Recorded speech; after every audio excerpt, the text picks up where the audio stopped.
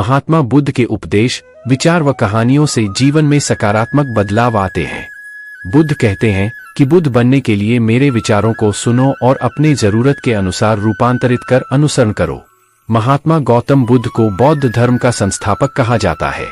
उन्होंने वर्षों बोध गया के बोधि वृक्ष के नीचे बैठकर तपस्या की और इसके बाद उन्हें दिव्य ज्ञान की प्राप्ति हुई।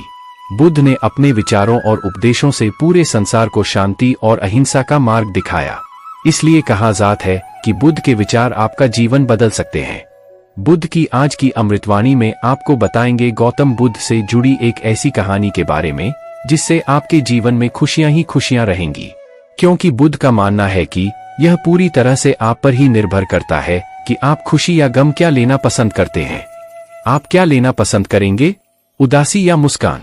एक बार बुद्ध एक गांव से गुजर रहे थे, लेकिन उस गांव में लोगों के बीच गौतम बुद्ध को लेकर गलत धारणा थी, जिस कारण वो बुद्ध को अपना दुश्मन मानते थे। जब उस गांव में बुद्ध आए तो गांव वाले उन्हें बहुत भला बुरा कहने लगे और बदुआएं देने लगे, लेकिन इसके बावजूद भी बुद्ध गांव वालों की बात शांति से और मुस्कुराकर चुपचाप सुनते रहे।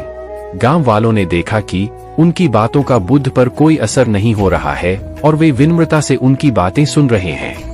गांव वाले जब बोलते बोलते थक गए तो आखिर में बुद्ध ने कहा कि यदि आप सभी की बातें समाप्त हो गई हो तो मैं अब प्रस्थान करूं। बुद्ध की बात सुनकर गांव वाले हैरान रह गए, लेकिन उस भीड़ में एक व्यक्ति ने बुद्ध से कहा कि हमने तुम्हारी कोई प्रसन्नता नहीं की है, हम तुम्हें बदुआएं दे रहे हैं, क्या तुम्हें इससे कोई फर्क नहीं पड़ता? बुद्ध मुस्कुराते हुए बोले, जाओ, मैं आपकी गालियां या बद्दुओं को लेता ही नहीं।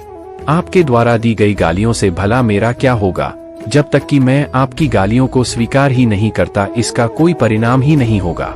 जानते हैं, कुछ दिन पहले एक व्यक्ति ने मुझे बहुत सारे उपहार दिए, लेकिन मैंने उसे लेने से मना कर दिया। जब मैं लूंगा ही नहीं तो कोई मुझे कैसे दे पाएगा? बुद्ध ने पूछा, बताइए, अगर मैंने उपहार नहीं लिया तो उपहार देने वाले व्यक्ति ने क्या किया होगा? भीड़ में से किसी ने कहा, व्यक्ति ने अपने उपहार को अपने पास रख लिया होगा।